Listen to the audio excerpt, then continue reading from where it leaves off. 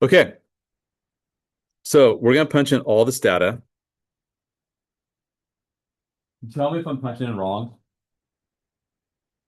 And this is not really the best way to enter data. You really should have like a spreadsheet or a Excel file that's given to you, but whatever. We'll do it this way. So at time zero, 9.6. And what are we analyzing? We're analyzing the growth of yeast biomass with time. See, that's 18.3. That's 29. That's 47.2. So it's clearly rising, right? And it's rising actually quite rapidly right now. And then it's going to taper off in a bit. It still rises the whole time. It's an increasing function for sure. But when it slows down, what do we consider that from a calculus perspective? If it's rising but not rising as fast? So what do we? You guys remember what we call that? Yeah, concave down. But it's rising fast, we call it concave up. So we're going to investigate this with this model here. And please let me know if I skipped anything over because I am a human being. I am going to make mistakes. I'm not a machine. 7.6, 661.8. Okay. And then these all go in order. Hopefully line up. I'm going to be really upset. Oh, hold on. Okay, hold on. Okay. Use a down key. All right. Everything's lining up just fine so far. I was like, did I make a mistake? 11, 12, 13, 14. And these are in hours. 16, 17, and 18. Cool. All right. So I got all typed in. I'll zoom out. The data looks like this, right? And if you don't like the window, you could always change the window yourself. You go to the little toolbar here. And like, what would be an appropriate window for X, would you say, given the context of this problem? X being time. 0 to 20 is perfect. Love it. And then for Y, given that Y is a positive quantity, because you're dealing with mass, can't be negative. Maybe 0 to like 700. Sure. I like that. And maybe the step is fine. I mean, I'll probably do 100, whatever. It's all good. Okay. So the curve does something like this. It rises and then does something like that. Now, this is something called a logistic function. I don't think did you guys ever do this in Mr. Band's class? No, okay. It's kind of exponential, but it's exponential within reason because things don't rise exponentially forever, right? They have to taper off eventually. If you're dealing with like population growth, like there's only so much space we have, right? If you look at like infection, like fine, ultimately everyone gets infected with the disease, right? There's going to be a limit. The stock market actually does keep going up forever.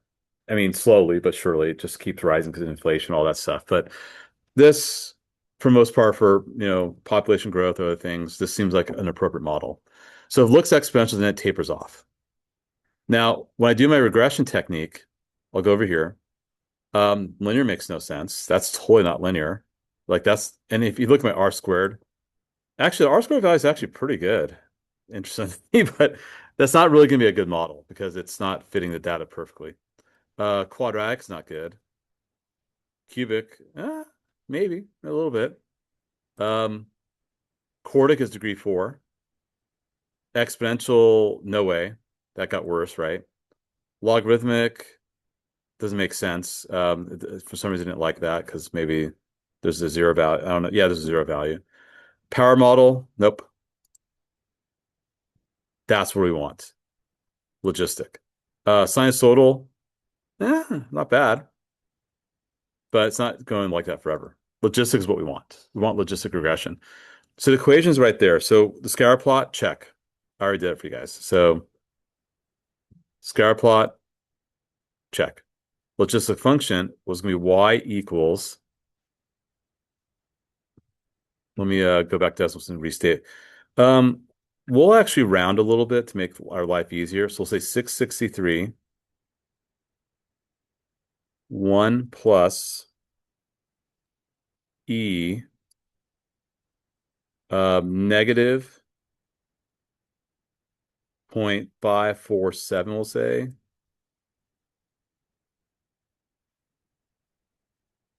x minus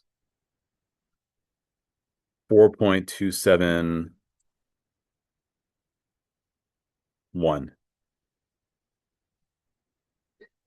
4.271.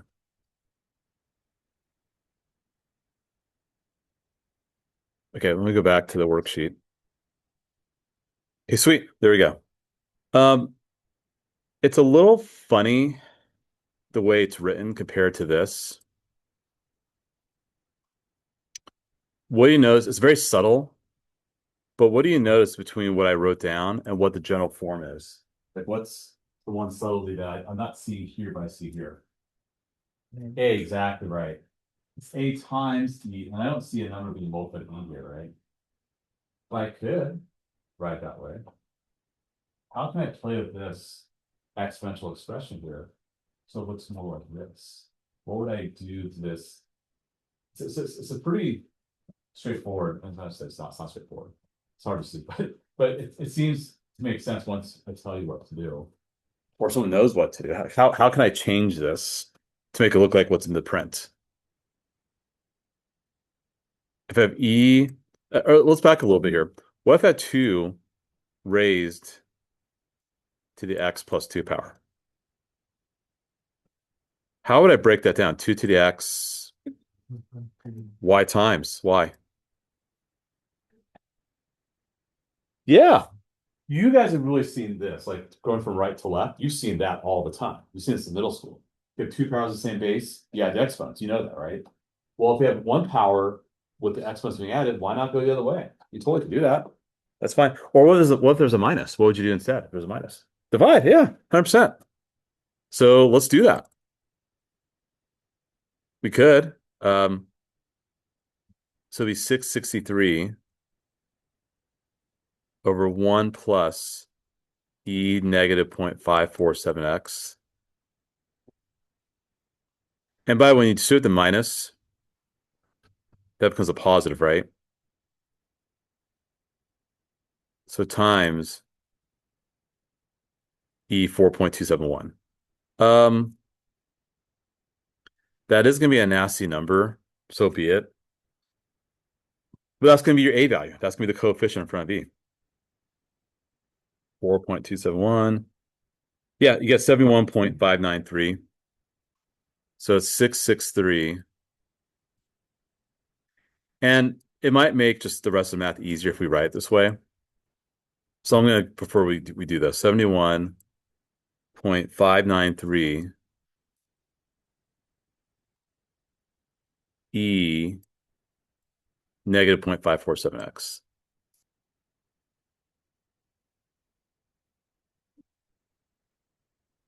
And I round space. Let me move that.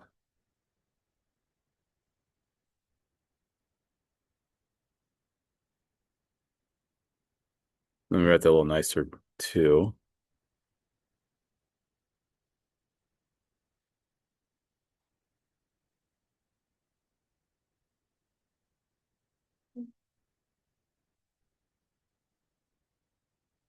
Okay. So that's the equation I'm going to stick with. I'm going to stick with that. I'll move it over here. Okay, so that's our model. Now let's use this model to answer some questions. Graph, we've done that also. So we created a scatter plot. We've done this. We've done this. Okay, what is the maximum capacity? What that means is find the limit as x approaches infinity. If I call this f of x,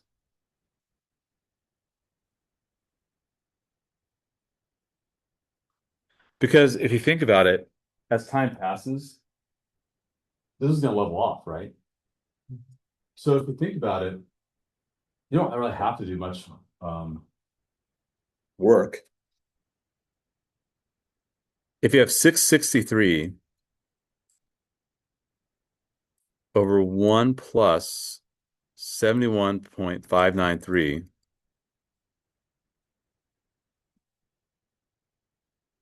times e, and is that going to be positive infinity or negative infinity in the exponent?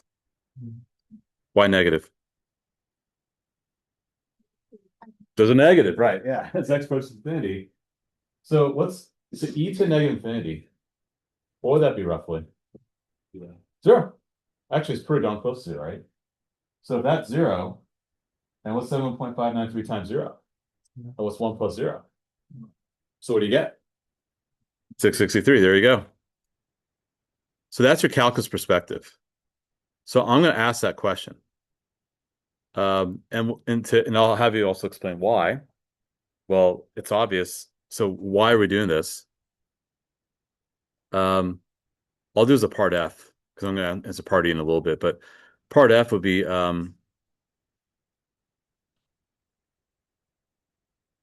why is C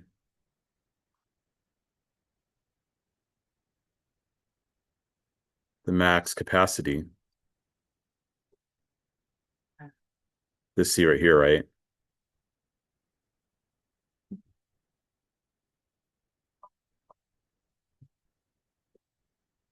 Because as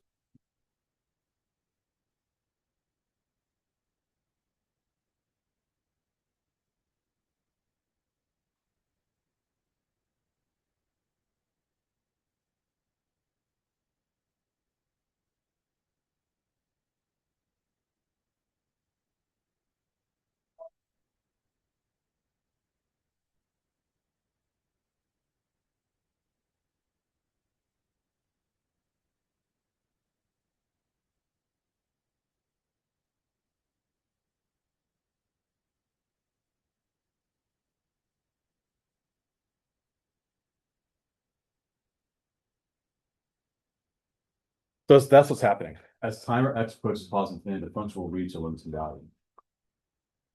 And just by the math of it, that's what happens. So that's a bit of calculus, right? So that's and also look at the graph, right? It does taper off, right? By the way, what feature of that would that be on the graph? It's a horizontal asymptote, 100%. That is a horizontal asymptote. If it does it follow the definition of horizontal asymptote? 100% it does. That is a horizontal. And there are two, by the way. Also y equals zero. There are two. The graph does this. There's y equals zero and y equals 663. And this right here is precisely that. That's the whole definition of horizontal asymptote. We know that. So it does tie in some calculus, right? E is easy. What do you do about E? What are you going to do there? Yeah, just plug it in. F of 19. And this is the beauty about Desmos. Do I actually need to punch this into a calculator? No. Just do this.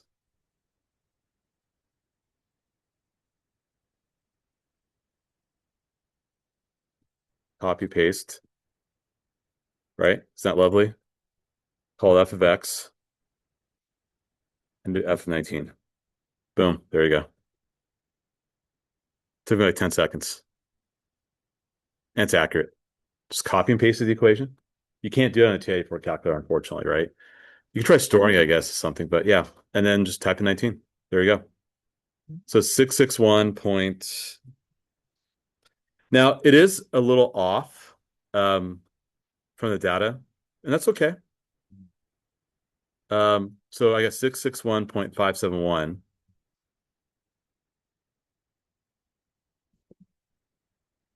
Let me undo. So 661.571. Now you might ask yourself, well, hold on a sec. At 18, it was 661.8. 61.57 is less than 61.8. It shouldn't be dropping, it should be rising, right? That's okay. It's a model. Models are not perfect. They're approximations. Models are going to do that. That's okay. It's not a problem at all. You do know eventually it's going to reach 663 as time passes. I mean, heck, if I even typed in 18, what's it going to say if I type in 18? It gets something less, right? So models are not perfect. Um, in fact, actually, sometimes there's a thing called residual where you look at how what the model spits out and what actually happened, what you observed and what's theoretically. Theoretically, I should get 660.5 whatever for t equals 18, but it's okay. It's not a big deal. It's fine. Okay, this is the last thing I want to do, and then we'll move on to new stuff. Um, last thing I want to do.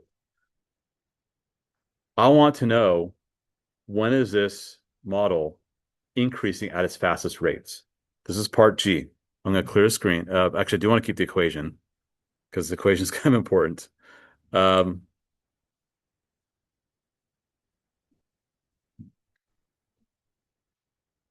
and I'll repeat the question in a moment. Let's repeat the question here. So this is a part G we're going to add. So so essentially, I'll tell you what I'm going to do on the quiz next week once I finish this problem. But part G is what I'm going to ask. Um, at what time does this model increase or experience its fastest increases? How should I word this? At its fastest rate. There we go.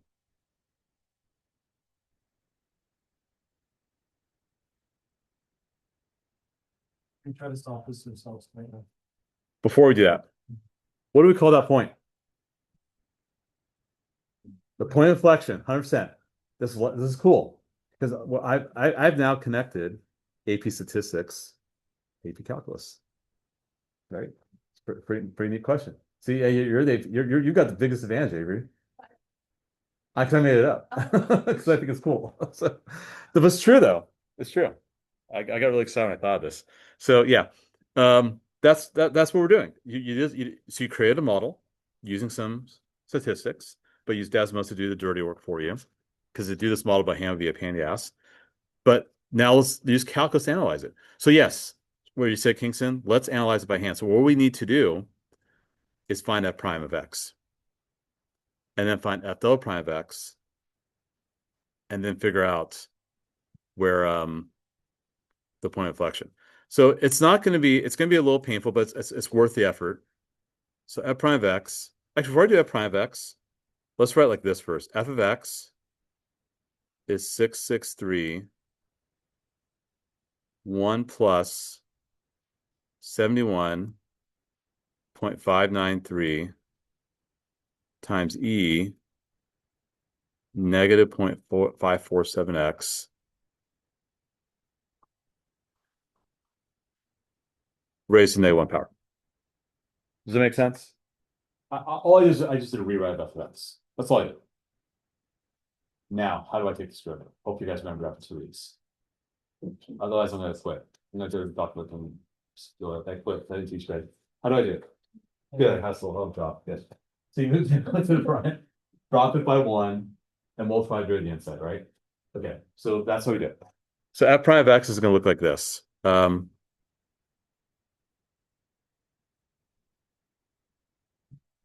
Negative 663,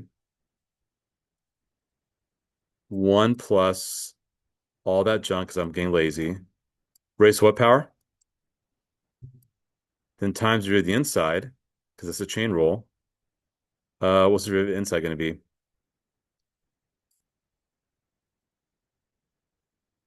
Negative 0.547 times 71.593 E.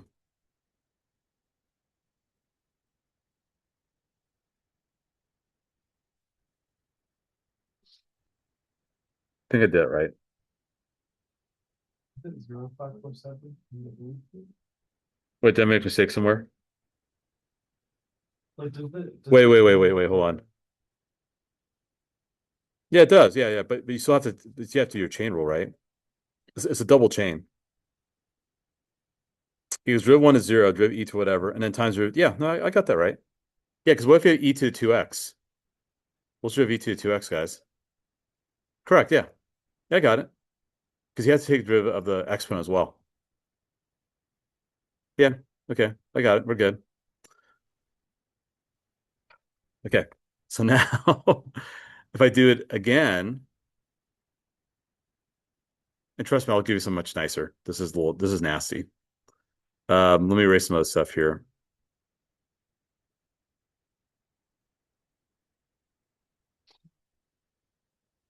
There's all this other stuff here.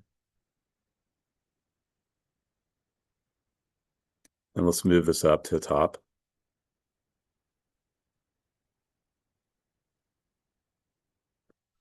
Okay, so you guys are comfortable with how I got that derivative? Okay, so I clean it up. F, let's go back to green. F prime of x is negative 663 times negative 0.547 times 71.593 times e raised to all that junk.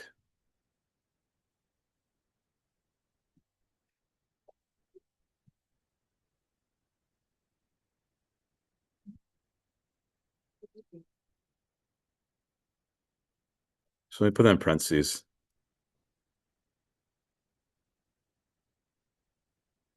All over 1 plus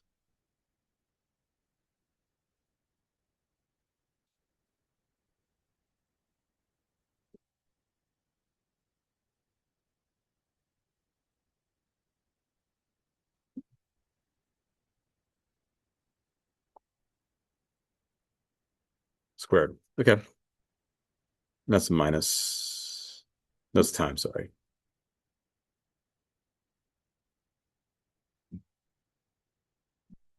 Okie dokie. How would I do the derivative again? Hmm. I know. Right? Um, First multiply those first two ones. I would agree. Let's multiply those numbers out. Let's just get a number. Let's multiply it out. Negative 663 times negative 0.547. Good thinking, Charlie. You get 25,000. I'll go to nearest whole number. 964.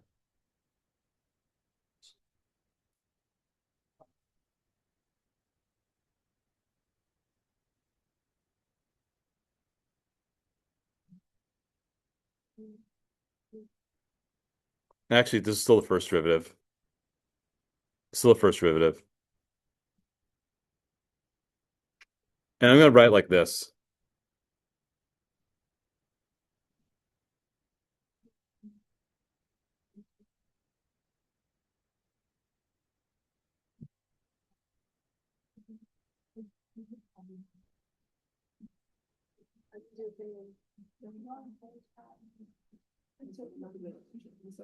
Okay. So before I do the second derivative, what did I do here? I rewrote this as a product. So instead of doing quotient rule, I'll do product rule with my chain rule. So if I do my second derivative,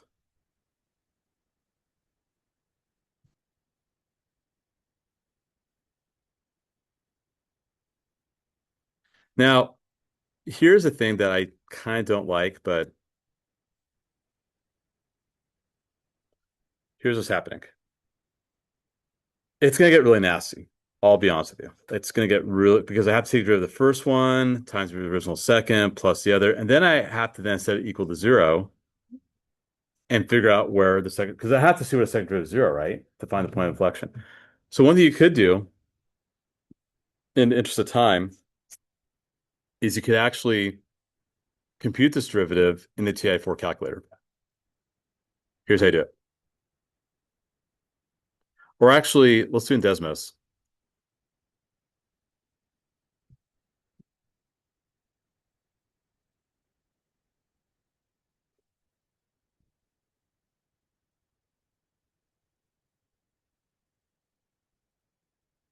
Okay. So here's the beauty about Desmos. And by the way, this is good. You guys are learning this now because you will need this for calculus because Desmos is built into the AP exams. So what did I just do that third line here? What did that graph mean? Right. And we computed it by hand, which is was not fun, but we just did it. Okay. And I want to see where the point of inflection is, right? Now the point of inflection is when the second derivative change the sign. Now, if you think about it, the blue is the F prime graph, right? Right now, my tangent lines are positive, where I'm pointing at. Then they become negative. What's happening over here? Right. So this point right here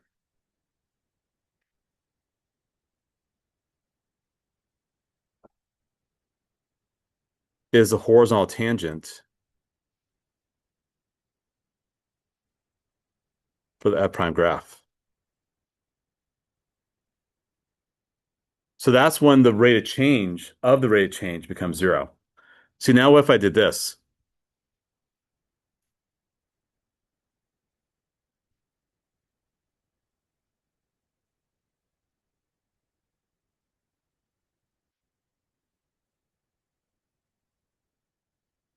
Okay, what is that doing, guys? Double derivative. Here you're positive, here you're negative. The second derivative went from positive to negative. So as you saw as I was going through by hand, I could have done the second derivative by hand, but you realize how nasty I was getting, right? I kind of stopped, pulled the brains out. I was like, that's probably not a good idea. But now you understand the graph what's happening. So what is that point right there? On inflection. Great question. I don't know. It might be worth looking into. I don't know.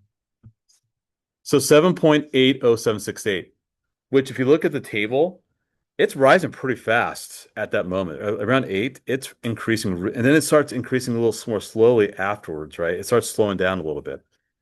But I would agree with that would probably be where I see the steepest part, right over here. That's probably gonna be the steepest slope. Yeah, I'd agree with that. So your point of inflection, so going back to the question again, the question was at what time do we see the fastest increase? At 7.80768. That is going to be the answer for part two, which I just added.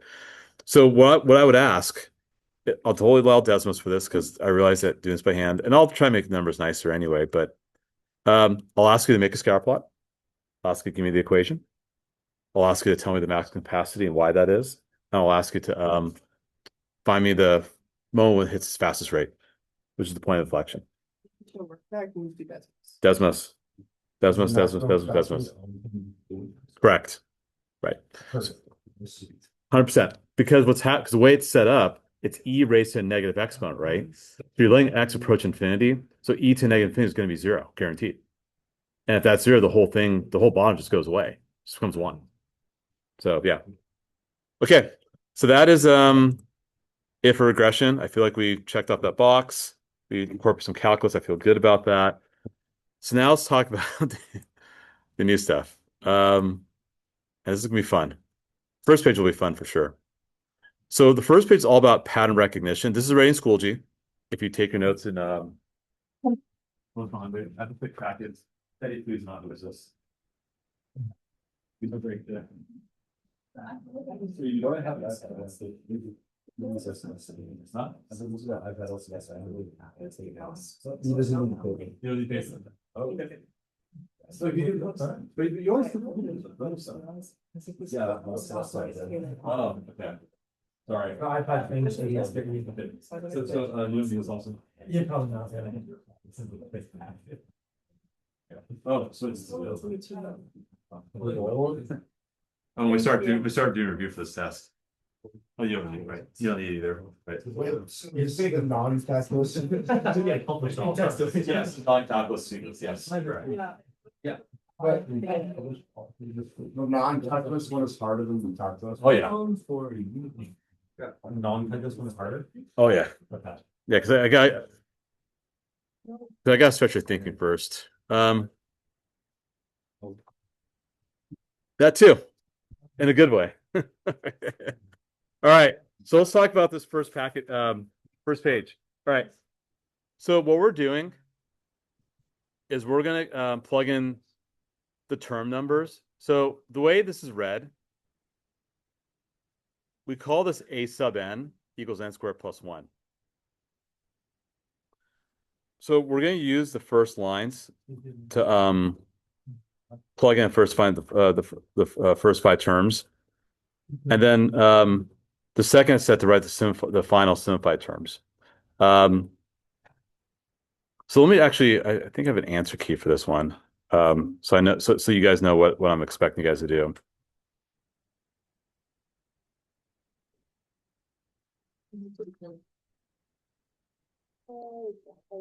Actually, hold on. No, never mind. We're just running out the terms. Yeah, hold on. Let me just give me 1 sec here, guys.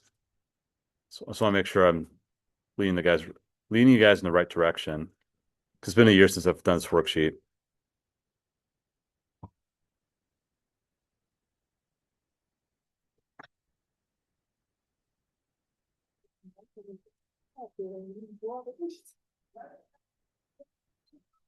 Here we go. Epsilon. Yeah. Okay. Cool. Good. So here's what I'm looking for you guys to do, just so it's clear. Instructions. Here's plug in 1, 2, 3, 4, 5. Plug in 1, 2, 3, 4, 5. If you want to do it in your head, cool, not a problem.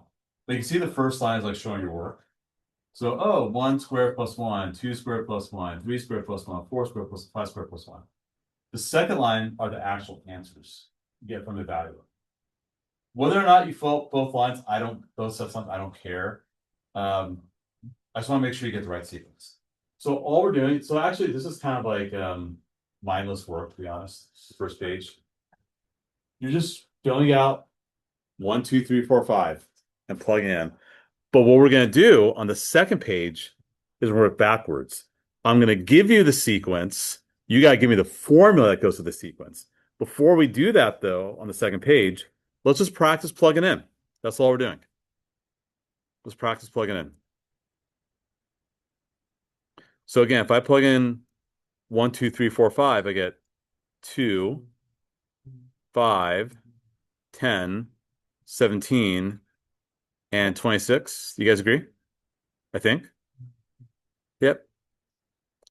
Or for number 2, I get 1, 6, 2, 6, 3, 6, 4, 6, 5, 6. By the way, what kind of pattern is number 2? What do we call that when you add the same number over and over again? You guys remember from last year? Arithmetic, yeah, arithmetic or arithmetic, tomato, tomato, whatever. So yeah, okay. Let's look at number 3. Plug in 1, 2, 3, 4, 5. You get 1/2, 8 halves, 27 halves. If you want to simplify, go for it. I don't care. And 125 halves.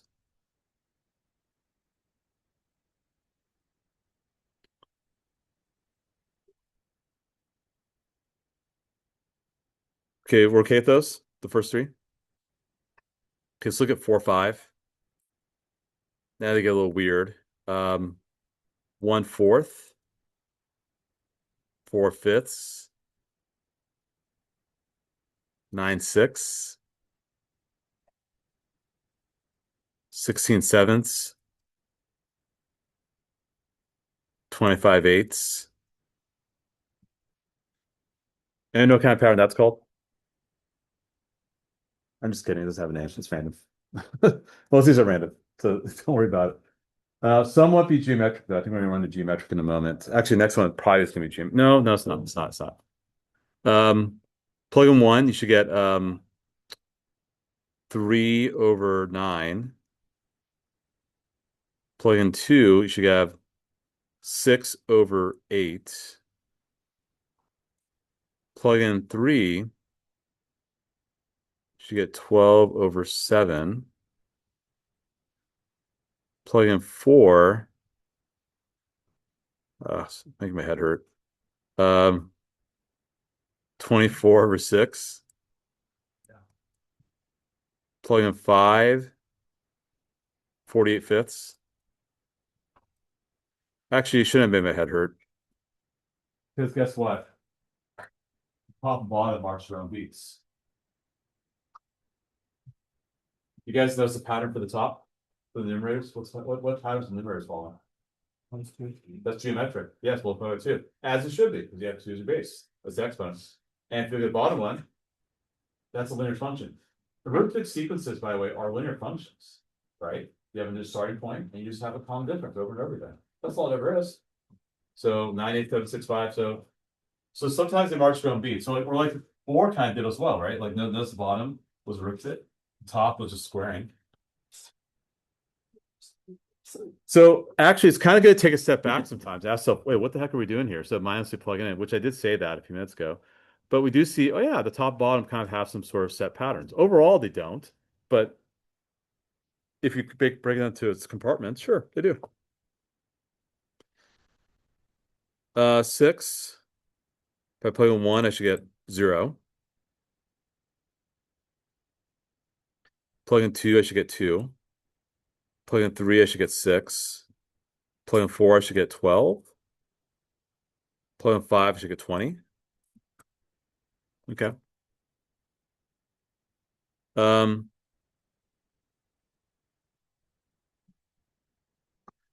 by the way, this is kind of a cool thing to do.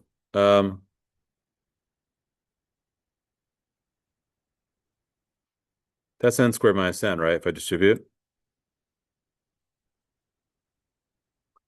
What if I took the derivative of that? What would you get? Okay. Look at the common difference. 2, 4, 6, 8. Common difference is has a common difference too. That derivative is actually a root sequence. Notice the differences. Are the differences following a root sequence? 2, 4, 6, 8, and so forth, right? Again, I just made that up. I don't know if that's anything that's relevant to calculus, but it's kind of cool. Um, 7. Does anyone know what the exclamation point means? Good. Yeah, good. I always like the joke, so you say "n" really loud, but no, just factorial. What's factorial? Right. So you like if I do the fifth one, if I do 2 times 5 factorial, it's 2 times 5, 4, 3, 2, 1. And you multiply that out. So factorial is you multiply down to 1. It actually plays a big role in determining number of combinations or arrangements if you're doing that kind of stuff. Did you guys do combinatorics or probability in Mr. Band's class a little bit? Yeah, probably near the end.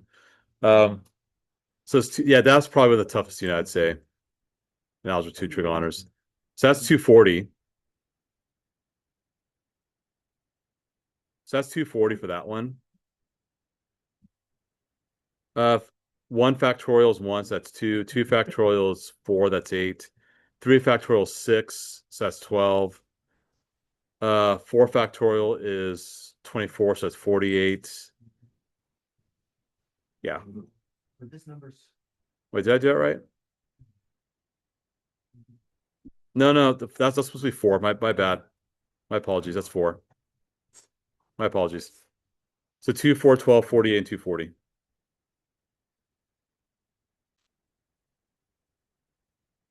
Okay, go on, try 8, 9, 10. I'll show you guys the answer in about a couple minutes. Go try 8, 9, 10.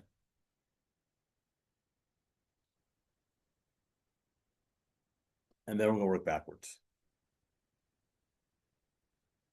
And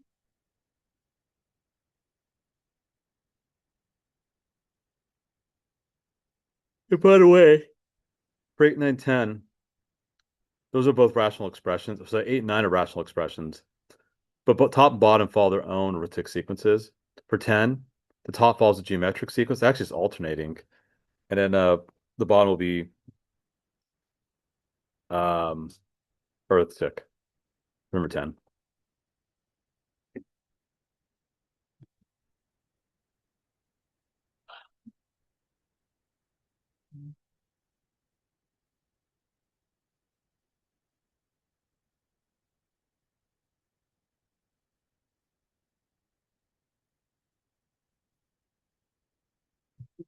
Yes, Kingston. so any kind of like logical sequence of numbers, like something that you would see like on an IQ test or like an SAT, like Yes. can it always be represented as an equation, or are there some instances where like you can't, but like you still have a pattern?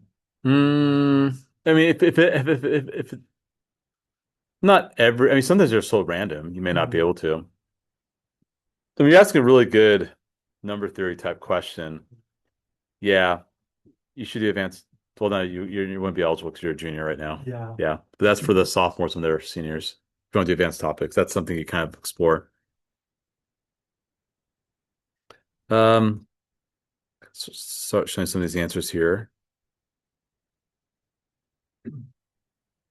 Here's 8. It's 7/3, 1, 9/13, 5 9 11 20/3. Again, notice the bottom is added your or the top is going up by 1 because slope is 1, and the bottom's going up by 5 because slope is 5.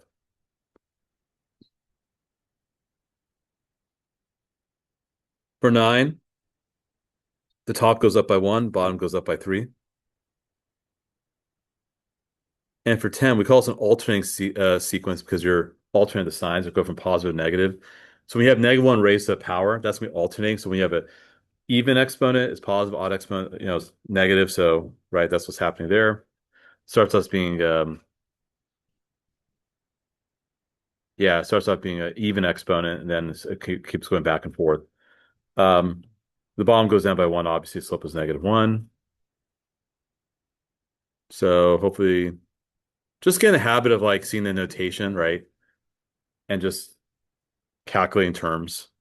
So again, kind of mindless a little bit. Questions on the first page? Okay. All right, now the fun begins. This is the part that can be a little frustrating at times. Now I give you a sequence. You got to tell me the pattern. I want the equation that goes with it, right? I think the first one's number 11 is pretty obvious.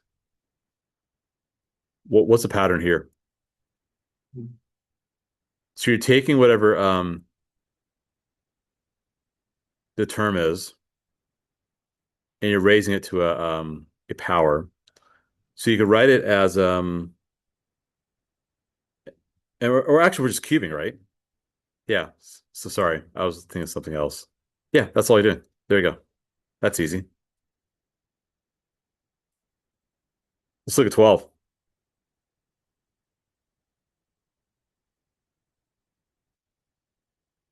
It's kind of weird because it says 1/2 at the end. But instead of writing 1/2, this is what I mean by stretching your thinking. Getting creative.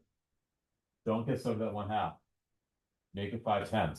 Someone got cute here and simplified for us. Forget about it. Make 5/10. Now what's the path to the top? What's the path to the bottom? They march their own beats, right? So you could say the top is just n. Now, if you think about it, these are linear expressions, right? What's going to be the y-intercept for the bottom? When n was 0, it was probably 5, right? You have n over n plus 5.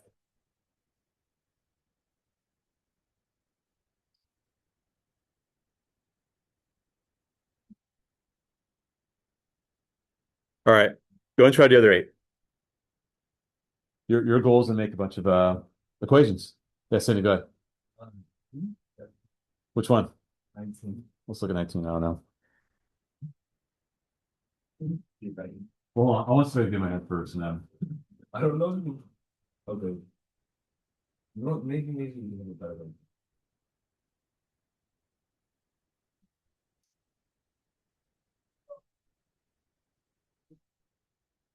Okay, so the top is obviously geometric, right? And the bottom's obviously arithmetic. So the top will be, you start with 5, you multiply 2 over and over again. It's a 2 and minus 1. Okay, good. And the bottom? Like this and then you can say 10. 10n. Yeah, 10 is a minus 1. Yeah. Right, and then multiply. Or no. Well, no. Sorry. It's no, it's 10n minus 9. Minus 9. Yeah. Yeah. Oh, I did my Yeah, 10n minus 9. I did n minus 1 plus 1 to the power of n minus 1. Press Wait. what plus 1? Now I gotta see what you're doing. Now I'm curious. This stuff. You can get add and go down. This one's always continuing. Yeah, yeah. And minus one, you just have plus one. Yeah, but if you put in 5, This is so hard. So it's, and so 10, 40, 40 plus one. Then one's in power of 3 is one. if you put in 4, So this is- you have 30. No, but you're not gonna get that, dude. You get 29. Huh? Put in 4, so you get 49. That's right. Oh, plus 1. Plus one. Oh, just write plus 1 back. Why, yeah, why, what is this? No, because if I do. Just write plus 1. That's not what it said. You're getting clear with me here. Just write plus 1.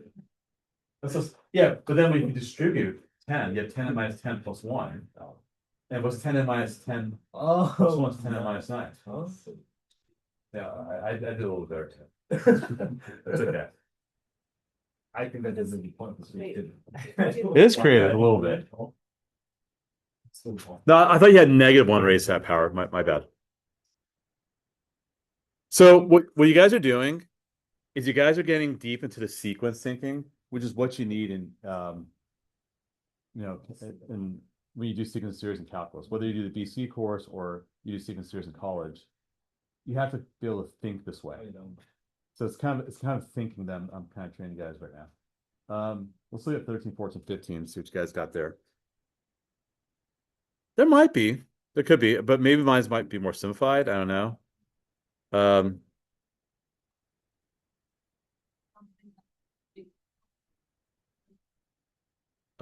Just give you an honorary PhD because that's awesome that you could do that. No, that'd be fine. Sure. Yes, exactly.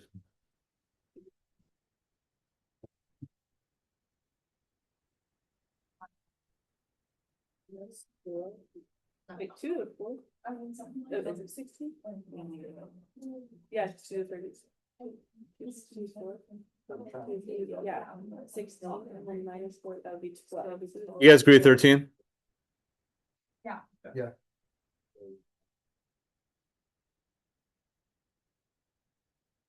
So the thing is 3, 6, 4, 6. Does that help for 14 if you're thinking like that way?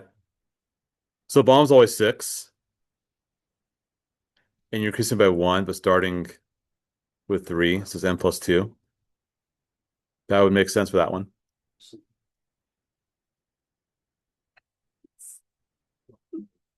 Yeah, try rewriting the fractions. That might help a little bit.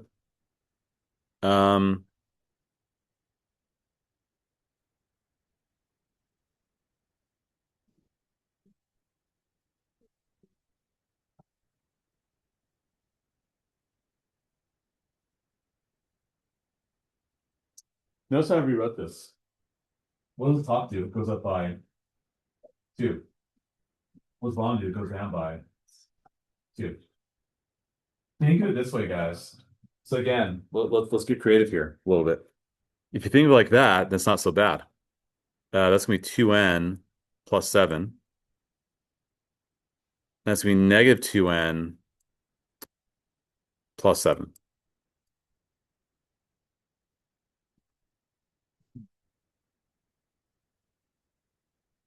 See how it works? So that's 13, 14, 15. Any question on 13, 14, 15? Okay, keep going.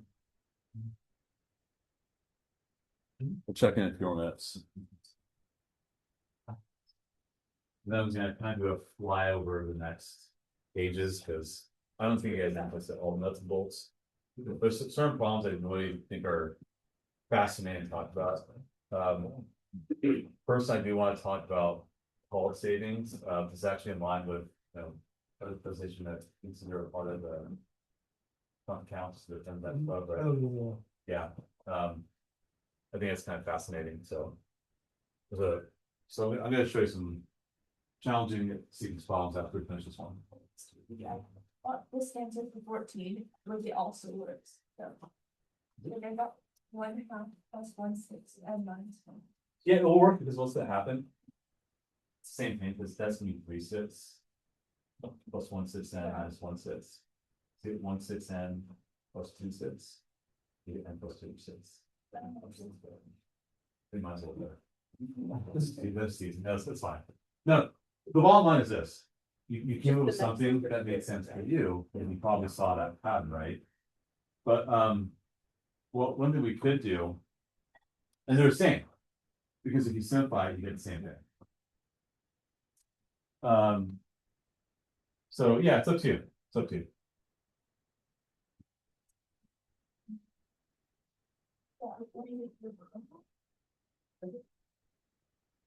There are a lot of clever ways to do this. I'm just aiming for brevity. Um, there's a common difference here, right? Sorry, not common difference. So the common difference is increasing. Um, so this one's kind of tricky. I would probably say n times n minus 1. No, let me take it back. N plus 1. Yeah. Because that's like saying 1 times 2, 2 times 3, 3 times 4, 4 times 5. You guys see how I surmise that? 5 times 6. So sometimes you have to look for that too. So these represent products, consecutive integers. 1, 2, 2, 3, 3, 4, 4, 5, 5, 6. And each of those terms are going up by 1. You can do that. Or 17, you can do n over n plus 1 squared.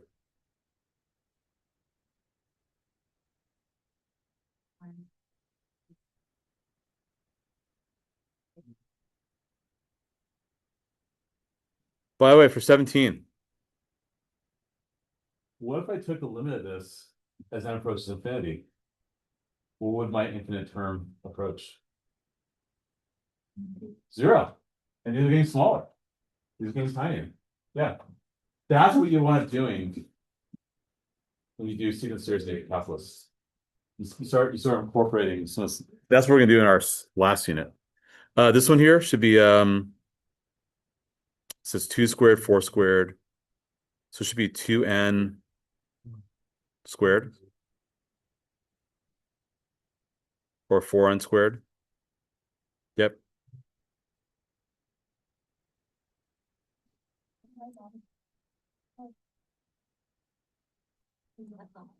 Okay, last two. You can think this is 10.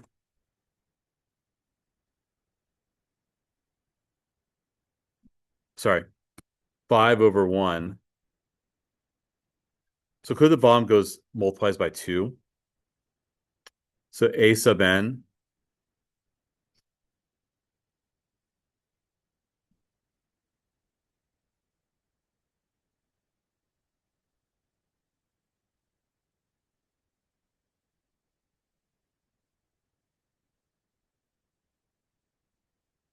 Oops. I'm going to say this.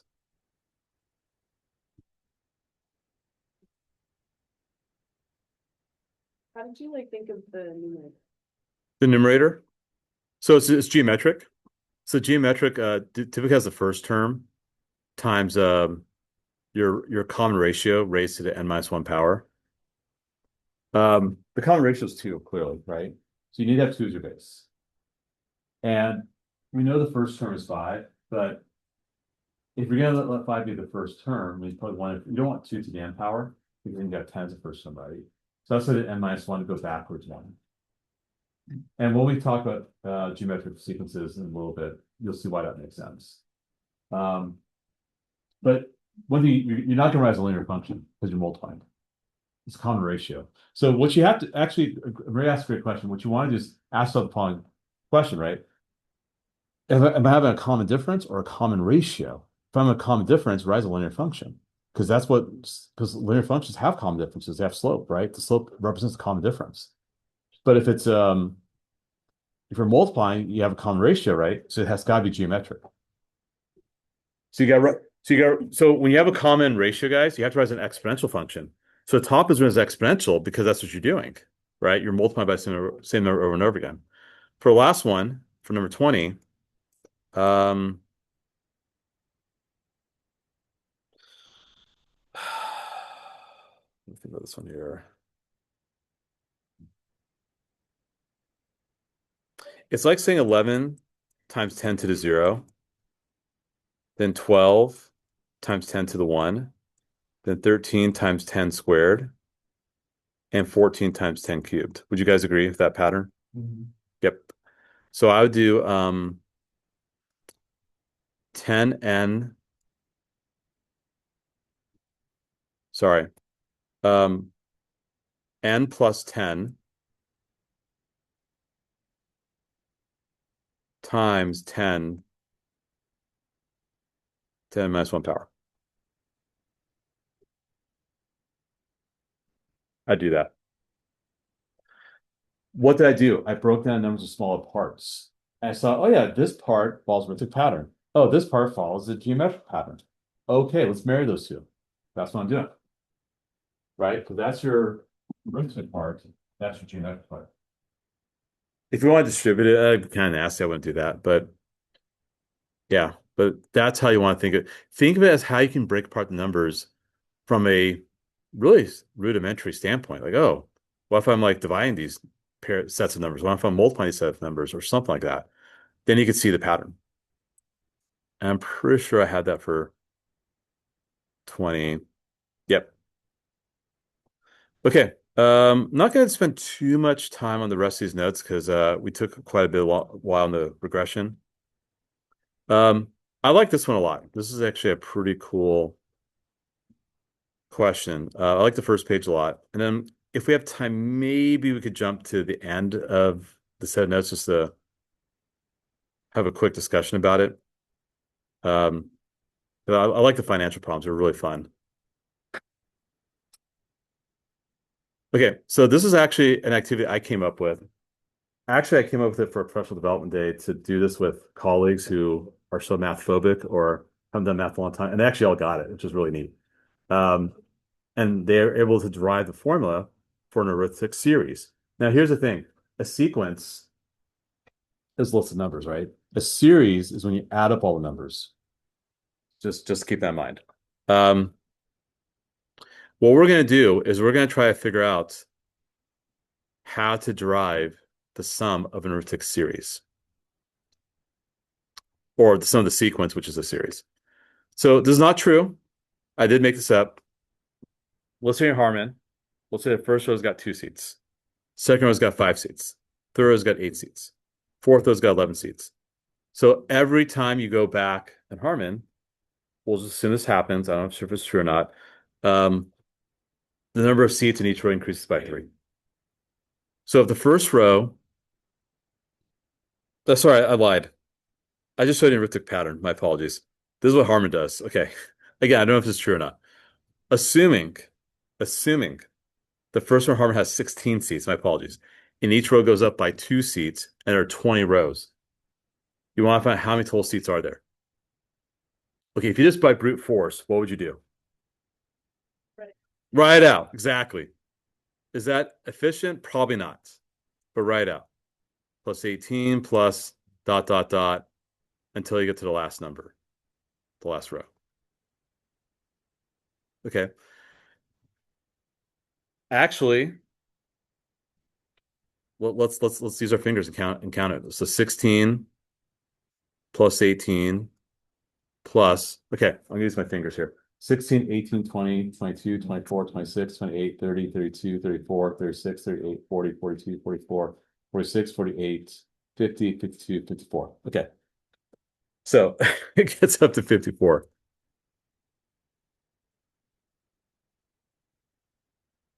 So if you add it all up, just trust me on this, you will get 700.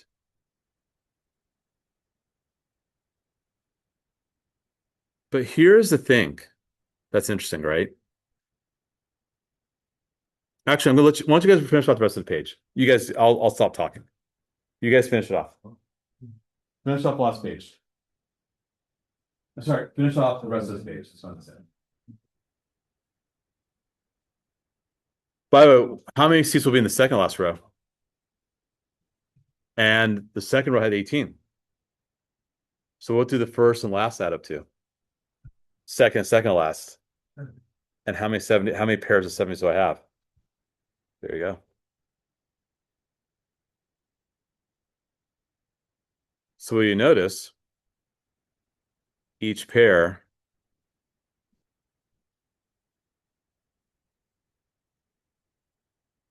adds 70. So can we find a more efficient way? Yes. 70 times 10.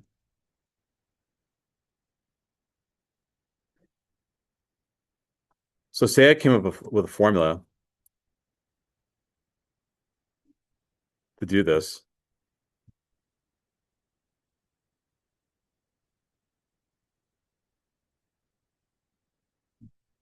Well, how would my formula look? What would I want to combine? And I'll tell you right now, I probably should tell you this.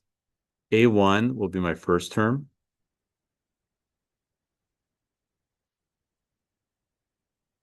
AN will be my nth term, means the last term.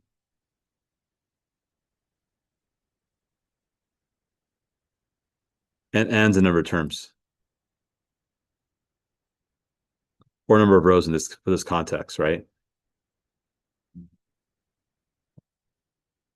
What would I do to make the formula to find the sum of all the terms? What would I do? What would I do? Plus times the number of pairs. Isn't the number of pairs a total divided by 2? Yep, there you go. So when you see the sum formula over tick series, a lot of people are like, oh, it looks so complicated, I need to memorize it. No, you never need to memorize it. You know the pattern. First and last term, the second term, second last term, third term, third last term, fourth and fourth last term, all you have to the same number. Odd number of terms. If you have an odd number of terms, what do you do? It's still the same thing. Because now your median, if you have an odd number of terms, is the average of it all. Really, that's what you're just averaging. That's what so that's where that formula comes from. So we'll explore that later. I'm gonna jump around a little bit and end pretty soon because I know you guys have one more class. I feel sorry for you guys. Uh, this right here. Did you guys ever do this, Mr. Band's class? You did? If you know what this means? There you go. And by the way, the 294 calculator does this for you. I think you can find this in Desmos. Do this by hand would be crazy because you have to plug in 1 to 100. Like you have to do an increments of 1. So you have to go in iterations of 1, 2, 3, 4, 5, 6, 7, 8, 9, 10, and keep plugging in. But if you think about it, this is arithmetic, right? Because what's the first term here? 5. What's the second term? 8, right? And the third term is 11 and so forth, and the fourth term is 14. So it goes up by 3. So you know it does that. The last thing I want to talk about, we'll go through these problems later. We're just skipping around right now.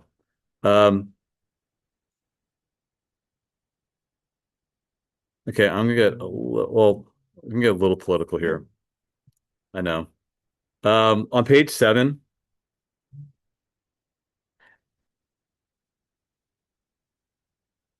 well, actually, number 6 is a good one too.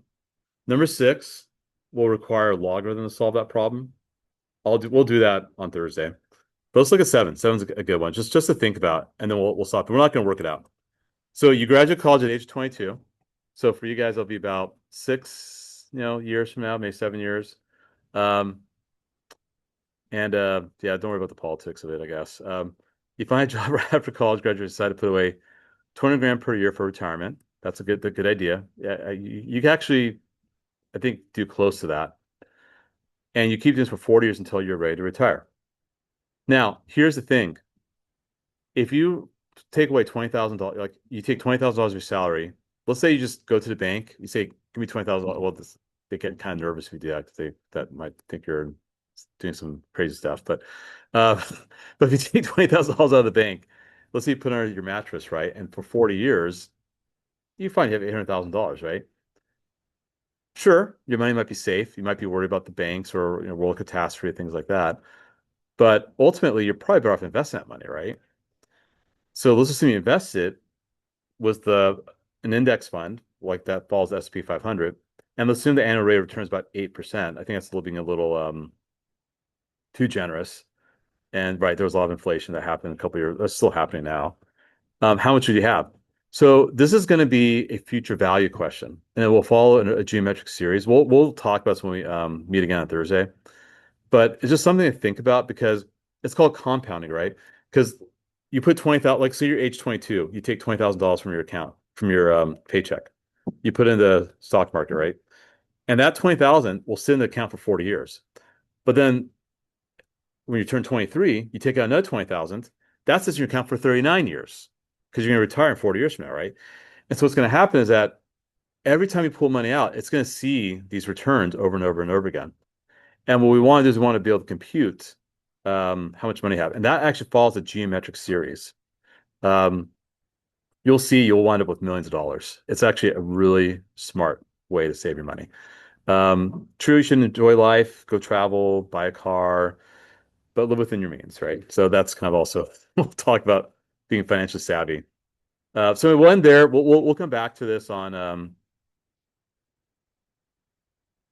um, Thursday.